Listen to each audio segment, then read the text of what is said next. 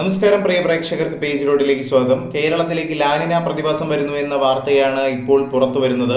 ഇതിന്റെ അടിസ്ഥാനത്തിൽ വിവിധ ജില്ലകളിൽ തീവ്ര മഴ മുന്നറിയിപ്പ് പുറപ്പെടുവിച്ചിരിക്കുകയാണ്.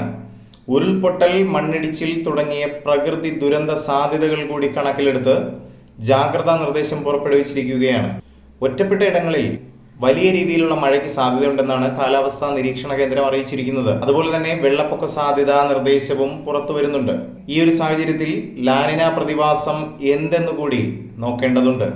എൽ നിനോ പ്രതിഭാസത്തിന്റെ നേർവിപരീതമാണ് ലാനിന പ്രതിഭാസം. ഭൂമധ്യരേഖാ പ്രദേശത്തെ സമുദ്രത്തിലെ ജലത്തിന്റെ താപനില വലിയ രീതിയിൽ കുറയുന്നതാണ് ലാനിന പ്രതിഭാസത്തിലേക്ക് നയിക്കുന്നത്.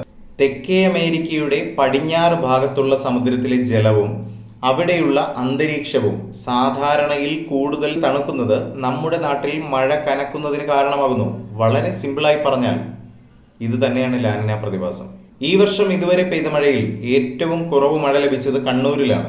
അതുപോലെ തന്നെ വയനാട് ജില്ലയിൽ ഉരുൾപൊട്ടൽ കഴിഞ്ഞ മലയാളികൾ സാധാരണ ജീവിതത്തിലേക്ക് തിരികെ മടങ്ങാനുള്ള തത്രപ്പാടിൽ നിൽക്കുമ്പോൾ വീണ്ടും ആർത്തു പെയ്യാൻ ഒരുങ്ങി നിൽക്കുകയാണ് മഴ.